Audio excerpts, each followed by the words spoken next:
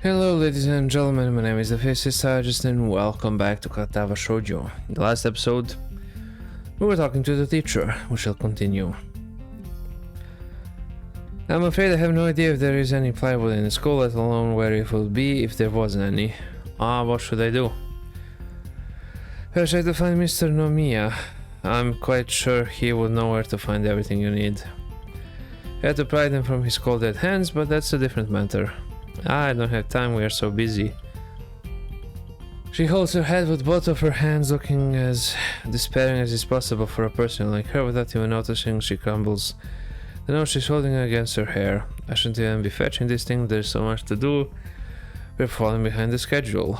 Muta looks at her gravely and then suddenly smiles. Mine doesn't really fit his face.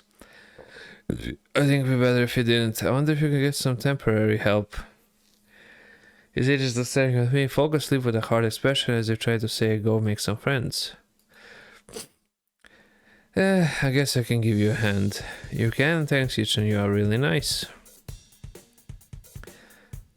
I'm looking very puzzled. Come to think of it, what's Ichan doing here? Class is over, you should be having fun. We just had a little chat. Oh no, it's not attention, is it? Are you in trouble? No, I'm not. This isn't into trouble, teacher. No, he's not. I metapsize deeply and I feel that I have to help Misha to get her off the teacher's back. So what do you need? Here's a list. I can try to find the plywood from somewhere if there's none in the art room. She offers me the note she's holding. I take it, hesitating a bit. I said I'd help you, but this has no implications on whether or not I'm joining the council or not. Aw, still, thanks Eastern, try to be quick, we are in a stall building streak now, we must hurry, hurry, hurry, hurry. She bounces out of the classroom, leaving me and the teacher looking at each other with something that feels like a silent agreement. Well, there you have it, Nekai, you have something to do now. Please don't sound so smug. Looking at the list with the number of items, ranging from paint to plywood, all written with small, neat handwriting that is undoubtedly Shizune's, I heave a sigh. I'll be going then. Weighing the long list limply at the teacher, I exit to the hallway. The classrooms closest to ours are designated belonging to classes 3-1 and 3-2 on the right side and 3-4 on the left side, each door looking exactly the same. Further down the corridor, still with identical doors, are rooms that I don't think were used for classes. I guess the art room is not a classroom as such. I carefully push open the furthest door and peek in. It's a classroom, but it seems rather badly kept or not in use. Am I in the right place? Desks and chairs all around the room. Thin layer of dust settling on them. There are some easels in the corner, so at least it looks like the right place. The room is flushed in sunlight from the big window, shadows creeping all over the desk. Specks of dust are dancing in the stagnant air, making the beams of light almost visible. Jokingly, I call into the empty room. Anybody home? Something catches my eye and I stop mid-sentence. Sitting on a desk is a short-haired girl, curiously wearing a boy's uniform with a fork between her toes, a morsel of food stuck firmly on the end. The odd way of dining seems to be caused by her apparent lack of hands, but her presence here is what takes me back even more. How did I miss her before? She's sitting in a corner very still, but still somehow took her as part of the furnishing or a statue at first glance. Not being too observant today as a whole, the girl seems to be frozen in place, staring at me with her huge eyes like a rabbit in headlights. She's staring at me, her mouth wide open, ready to accept the fork. I'm staring at her, my mouth wide open, so remembering I didn't finish my sentence. Trying to think if I should. The weird stalemate keeps us both stunned into silence. Wall clock ticking rhythmically. Hello, the girl stuffs the forklift in the forkful in her mouth and is now staring at me expectantly while chewing. This is a bit awkward. Hello, so to pick up some supplies from here. For some festival stalls, I think. I didn't think there would be someone here. There isn't, that's why I came here too. She picks up another forkful. Doesn't that mean you're here then? She raises her eyebrows as if she was suspecting my observation was false. You are pretty observant, I guess it does, but who are you? This girl is pretty straightforward, isn't she? I'm Nakai, Hisao Nakai, I just transferred in on Monday. I'm Rin Tezuki Rin Tezuka.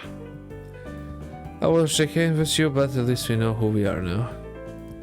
That's very nice. Her deadpan manner of talking makes it hard to determine whether she's joking about shaking hands or not. Kinda bothers me joking about these matters doesn't feel appropriate at all. While I'm trying to figure out what's appropriate and whether the girl is, she seems to have lost interest in me, is now gazing yearningly back at her food. Can I continue my lunch? If you don't mind me, I won't mind you. If you need to get your stuff, the supplies are at the back. Go right ahead, but lunch school's already over for the day. What word would you use then? There is no word for a meal you eat after lunch, but before dinner, right? It bothers me very much too, but I don't really know what I should say. I think you're supposed to eat a meal between lunch and dinner to begin with. But I'm hungry now and my delicious box lunch will go to waste otherwise. I have curry, it's very delicious. Much decisiveness, Since once again picks up the fork between her toes, and with at least as much impoliteness she points it straight at me. So Nakai, what brings you to this place? Like I said, I was told to look for these things. No, the school from outside you look fine, is you following inside? I come to a full stop opening my mouth but not getting a word out. I can guess, I'm good at guessing better than most people. Rin cuts me off before I can answer her question or skirt around it somehow. I don't know how much I've done. I froze in front of this issue again. Haven't even told anyone here about my condition, or maybe it's only because it hasn't really come up. I do get the feeling that not making issue of this is part of the social code here, as the teacher said. I wonder if people here could relate, probably not any better than any normal person could. I can't relate to Shizune's circumstances or Lily's either. Naturally, while I go through this in my head, Rin keeps considering what my condition could be. With an overly contemplative look on her face, she puts her fork between her lips and leans back, looking at the ceiling as if the answer was written up there. A beam of light illuminates her face from the window side, creating a mask of dark shadow on the other side. I don't think it's anything in your head or something in your guts would be boringly ordinary like this lunch of mine, and less delicious. The problem must be in your pants. This messed up Sherlock Holmes kind of statement and the sheer lack of tact it was delivered with catches me completely off guard. I think I might have reeled back even physically as his eyes widen in revelation and astonishment. So I was right, there's something wrong with your tackle, isn't there? Still partially in shock, but recognizing the need to reply something, I spit the first thing that I can think of. No, nothing like that, I have a heart problem, arrhythmia. I said it more like blurted out, but I said it. The girl in front of me purses her lips together and glowers at me, looking very disappointed. How boring, travel in the past would have been much more scandalous. What's with this? I'm sorry to let you down. I forgive you, just I collect people and a person with, that kind of problem would have been really great. Collect people? People with different problems. So you just go around asking people what's wrong with them. Pretty much, I see. With little left to say, Rin resumes her lunch and the conversation dies away, but I keep thinking about what was said. It's the first time I told anyone else about my condition. All the other people have either known about it already or heard about it from someone else. Or didn't need to know about it like every other student here so far. Should have told her it's a natural part of the introductions. Is it expected of me? Oh, hi, I'm Kisawa. I have a very serious heart condition. Is that how I'm supposed to go around introducing myself from now on? As if our disabilities would define us, what a disgusting thought. Or maybe this Tezuka girl just has a natural interest in such things. As I walk to the back of the room to pick up the items of Misha's list, a chance opens to study Rin from the corner of my eye. Her hair is burnt auburn, almost orange, and cropped short. Long hair will probably be impossible with no arm. The boys' uniforms and the lack of arms makes her look very thin, almost scrawny. She's not particularly pretty except for her murky green eyes, which flicker restlessly from below her short bangs even when she eats. The distance and the shadows make it seem like they don't reflect sunlight at all, but instead absorb all of it within them like deep wells. She moves her feet almost as deftly as a normal person would use their arms. However, I can see how this sight could discomfort people, especially while eating. It makes me feel a bit uncomfortable, at least. I hesitate to think about the word unnatural, but it's too late now, isn't it? I keep searching the cabinets and shelves for Misha's things, but after enough time passes, the silence grows too uncomfortable. So I try to force some conversation out of the strange girl. So do you always eat alone and this late, or do you get to the occasional visitor? Visitors, maybe you're my first occasional visitors, but I don't always eat alone either. Sometimes I eat with a certain person on the roof. If she's not horsing around. Horsing? She likes to do sports. Oh, and that's all I can think of to say. Both of us fall silent again as Rin forks the last bite of her meal to her mouth. I look down at my haul and double check it with Misha's list. It seems I have everything except plywood. So I think I have all the things now. That's very nice for you. Don't feel obliged to stay. I was about to take a nap anyway. You need to do whatever you're going to do with that stuff anyway, right? Or perhaps you like to watch girls sleeping. I'm not sure what to make of this, but Rina looks serious. Even if I did, I think I have to be going. I'll get you around. You can call me Rin. I feel that our relationship is at this point good enough to warrant this much. I was trying to make me exit, but she draws me back in. Fine, then I'm Hisao. Then you are. Rina looks me hard in the eyes, but that intimidating feeling you get when someone stares at you isn't there.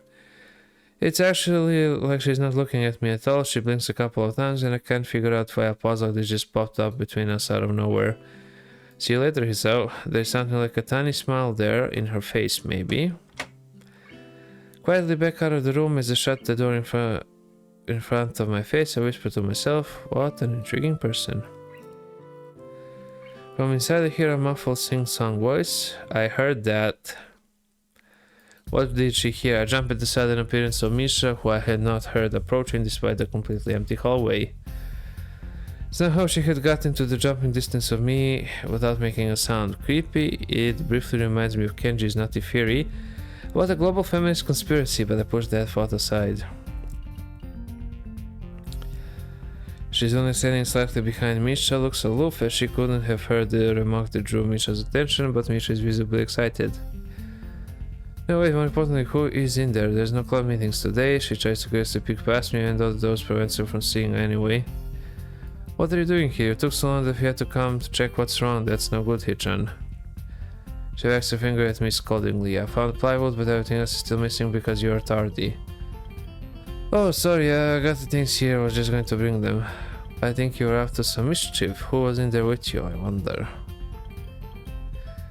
Misha signed something quickly to Shizune, pointing at her own ear a couple of times.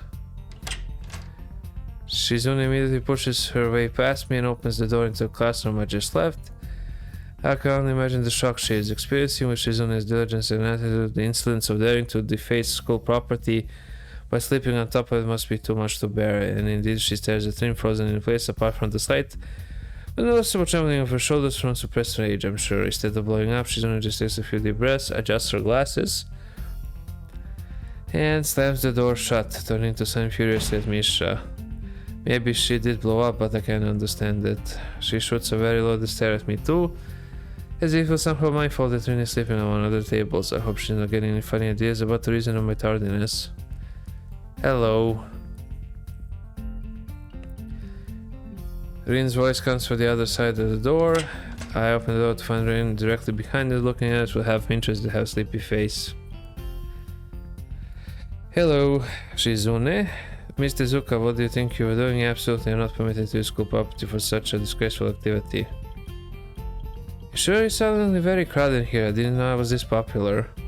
It's hard to say whether she's happy or unhappy about this turn of events. At any rate, she ignores Shizune and Misha's calling, so they have no choice but to drop the issue.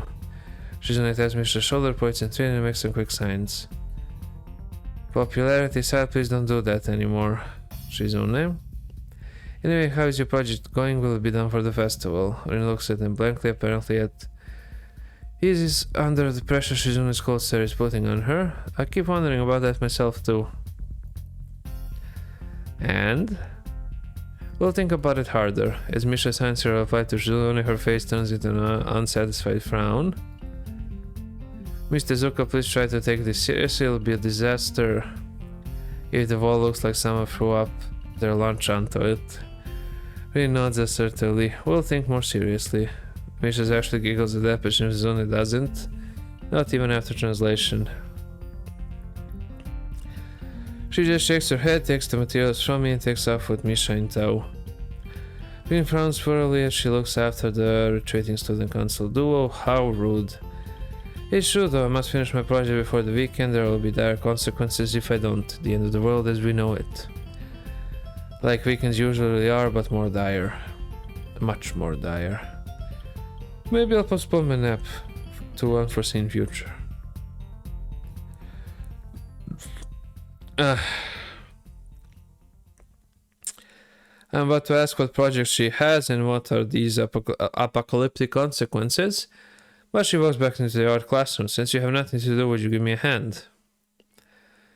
This paint can doesn't fit into my bag, but I need it. She kicks lightly a huge can of paint that's lying on the floor next to the table she was sitting and sleeping on. It lets out a dull clang. Being the gentleman I am, and I should pick it up. Heavy. Yeah, sure, where do you need to take it? Away. And with that, she takes off to the hallway, me and the paint can following since there's no other choice for either of us. The hallway is quiet and empty now she's on the Misha gun, so we two leave towards the stairwell and to the other end. Every 10 or 15 or 20 steps I have to change the cam from one hand to another because of the thin handle cuts into my palm. This keeps my arms from tiring too fast. Rin rolls on besides me with an even pace that I have trouble matching, or maybe I am walking weird because of the extra weight. It seems one of us is constantly walking too slow or too fast. I can't figure out which. 2 flights of stairs below, trouble appears in front of the head nurse and his fox-like grin. Ah, Mr. Nakai, what a happy coincidence. Tezuko too, of course. He nods courteously to Rin, who does not acknowledge him back, then turns to me, because obviously it's me who had some business with him. There is something I forgot to mention on Monday. I nod and wait impassively because I can't even begin to guess what he forgot. The feeling of the handle delving deeper into my skin doesn't make me feel enthusiastic about this interruption either. It's about your medications. You haven't been that long on your current medications, there might be some unexpected side effects, which might require adjusting dosages or even changing to another kind of medication. So, we'll do a few tests regularly, but what I want is for you to keep an eye on everything in your condition that feels off. If you get what I mean, nausea, headache, anything. And come see me if something happens, alright? So how are you? Everything fine? Givam dropped again to the floor before answering him. Apparently this takes longer than my biceps can handle. I want to say something generic as an answer, but then I realize how often I've done that lately. Other people have asked me that too. Teachers and students here, my parents, visitors, nurse, doctors at the hospital. Everyone seems to be concerned about that. It's natural for a hospital, not so much for a school. Except this school. This is a small school and both the student base and the faculty seem to be very tightly knit. At least that's the feeling I'm getting. And this is not the kind of school that gets a transfer student too often. The thoughts and shivers up my spine, but I give up a generic answer always. Anyways, that's great. Also, one other thing. My sources tell me that you've been at neither the school track nor even the pool, so I'd like to know if you have taken up exercising as I ask. Of course I haven't, but his way of inquiring gives me the feeling that I should have been running my ass off on the track since the very first day. You have people spying on me. Not as much, I just happen to know a few people, but that's not the issue here. So don't try to slip out of it. Well, I was actually just doing some improvised weightlifting as an exercise. I pick up and lift the can up and down a few times like some sad imitation of a bodybuilder, even though it's weighing down on my arms painfully. The stoop again disappears from his face for a second and comes back like it was never gone. Tezuka, would you give us a second? Just grabs me by the shoulder without waiting for his permission, which he didn't need in the first place, and drags me aside. When I told you to exercise, I wasn't joking. I understand that you're still on your first week and all, but please don't ignore the importance of this.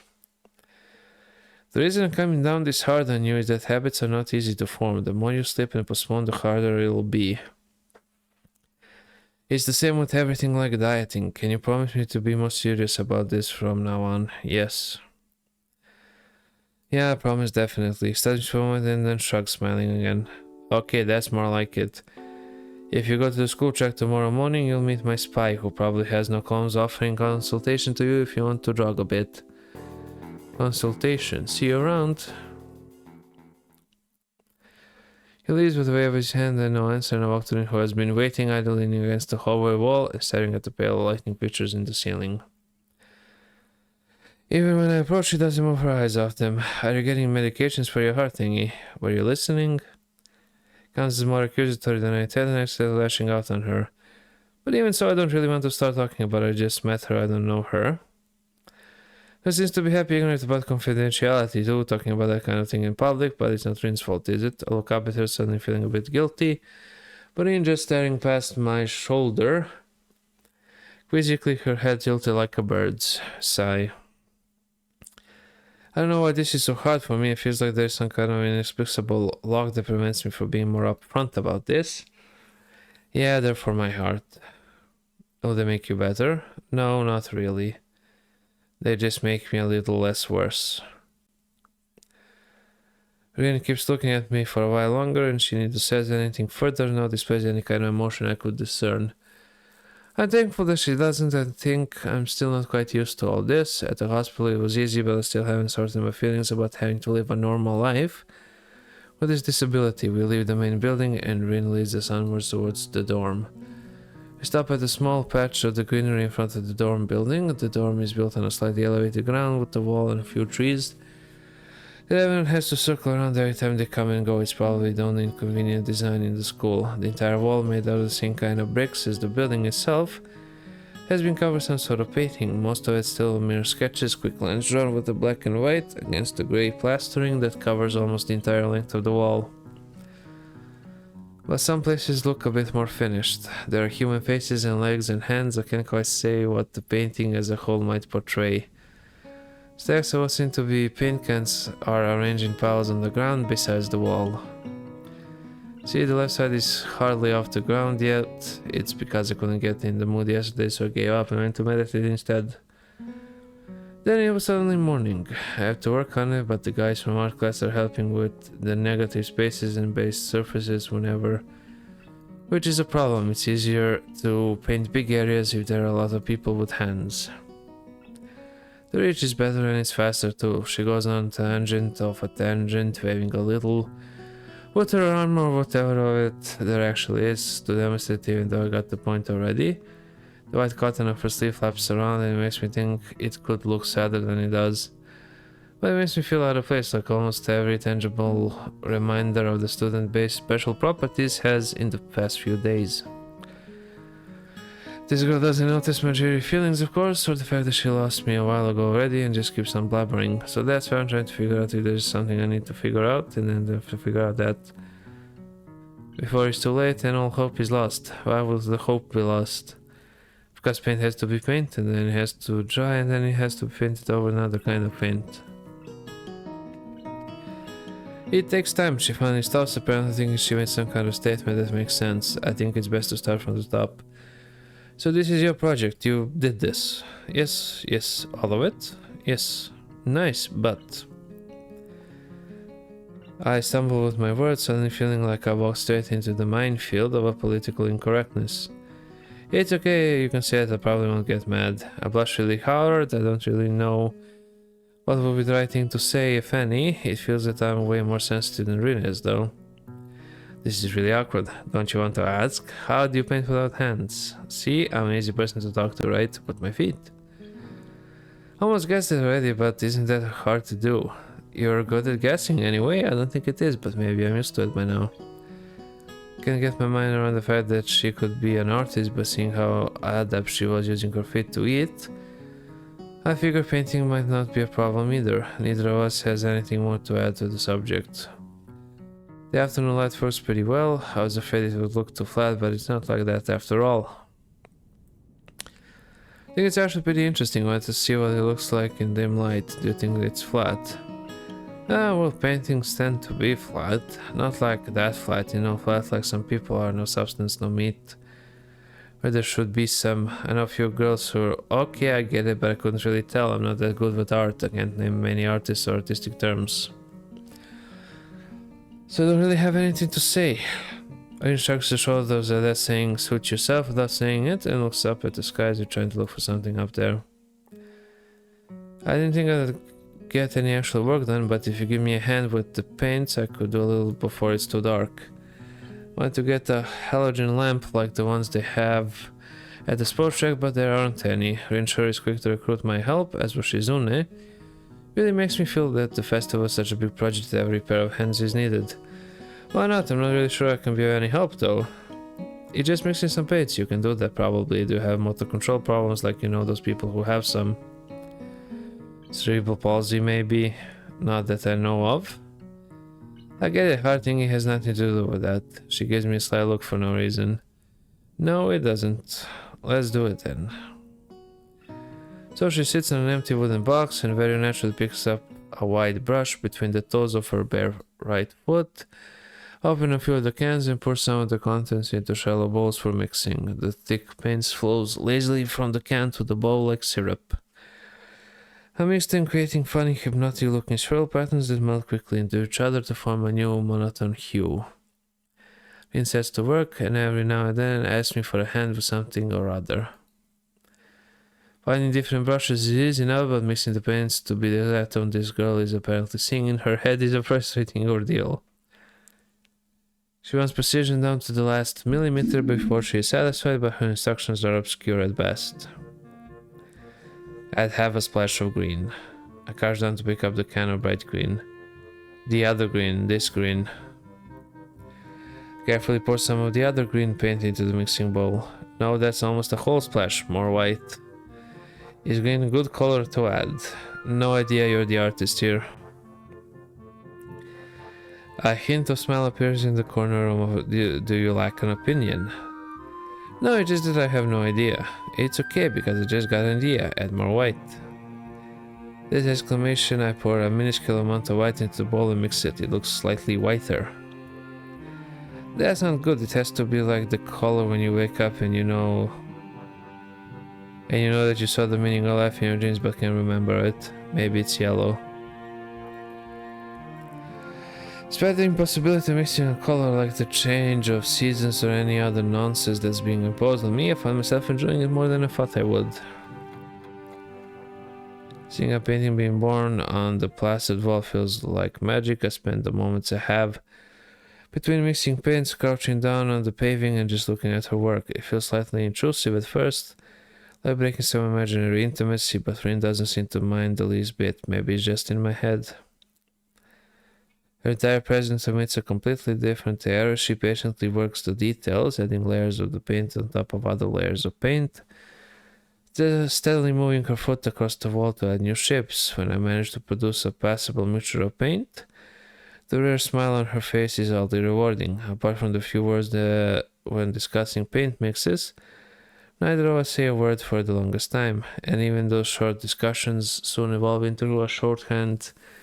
Both of us developing and using weird, impromptu code words for various paints and hues.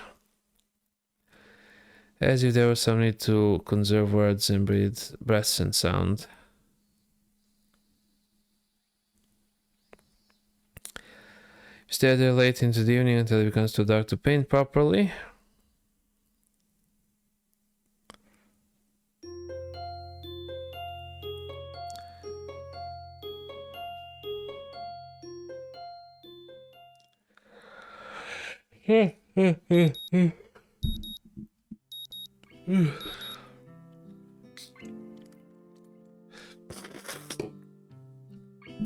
The sound of an alarm pulls me out of a fitful slumber and into the unpleasant state of wakefulness. I linger under the blanket for a few minutes, gathering energy to rise up while making excuses as for why I already haven't.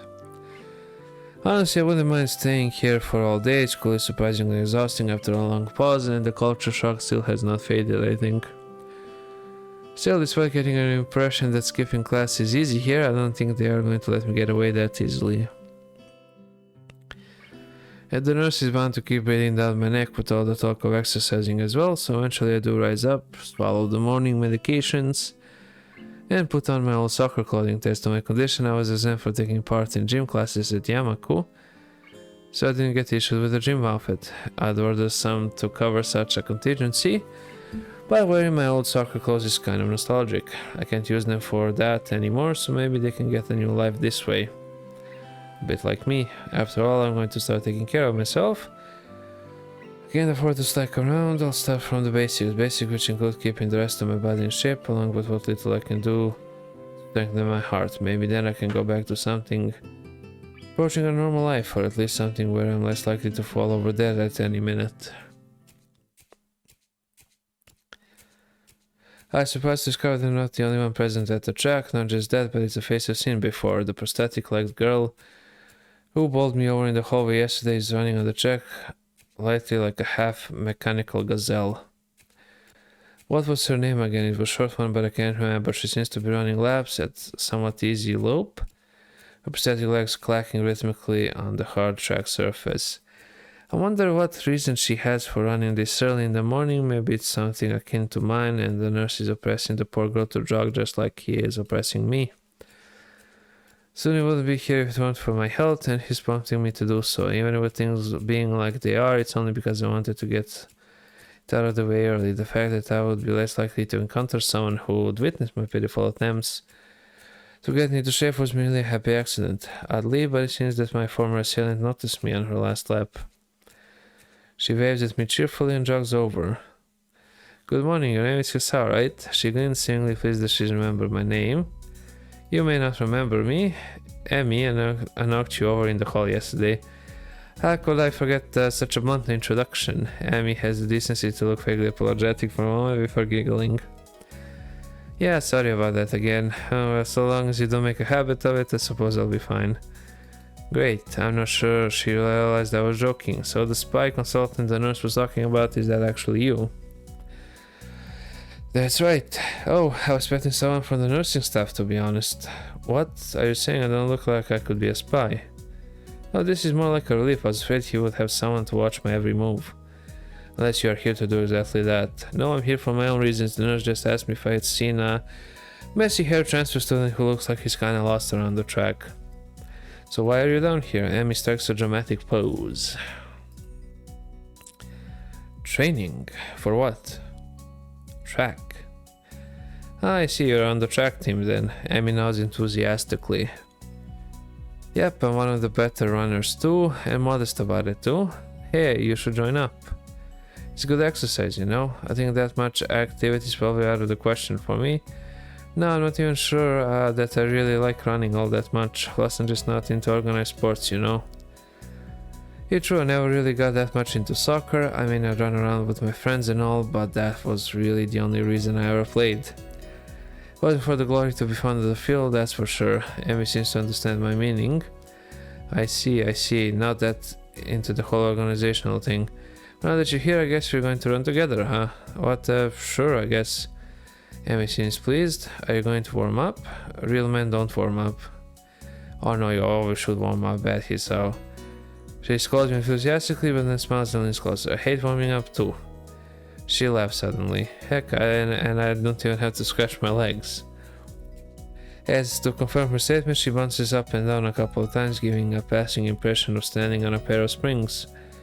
Her leg base seems to be quite elastic. Let's go. So we both take off around the track, and I can immediately see that she wasn't lying about being good at running. Emmy moves fluidly, throwing herself into the run with a sort of wild abandon. How would they run? How does that not snap? I find myself concentrating more on running properly, hands spread right, and something about hitting on the balls of your feet. I did not realize my feet have balls. Rather than the heels, I try to match my stride to Emmy's, but it's pretty difficult. Apparently I'm not very good at it. Maybe Emmy could help me with that sometimes. I'm really not feeling up to more than a couple laps today, and slow to walk pretty quickly. Emmy keeps running and doesn't seem to notice the stuff until she passes me a second time. She quickly skids to a halt, being steadily unconscious to my own somewhat gasping demeanor. Finished already? I hang my head ruefully. Yeah. I'm not in very good shape right now. Emmy nods and then grins at me again. She seems to do a lot of smiling. Well, the important thing is you started, right? Next time you just have to try and hold out longer and then longer and longer, and eventually you'll be great. I'll keep that in mind, but I think right now I'm going to get ready for class, shouldn't you? Emmy shrugs unconcernedly. Nah, I got plenty of time. Notice if she's not wearing a watch. Are you sure? Another careless shrug. Not really, but I got to finish my routine. See you later, Hisao. Yeah, see ya. Not sure whether this morning experiment was a success or failure, but I made me feel slightly good about getting out there this morning. And like Amy said, I just need to keep at it in order to get better, right? Practice makes perfect or something like that. It's nice to at least feel like I've taken some semblance of control over my own health. I have to try to keep this up. Head back to the dorms to wash and change into my uniform, trying to resist the urge to take a really long and hot shower. I'm tired from all the running, so I just want to unwind, but I don't want to break my slowly building routine of getting to school before the morning rush. After taking a long shower anyway, I dry myself off and get out of the stall to put on my clothes.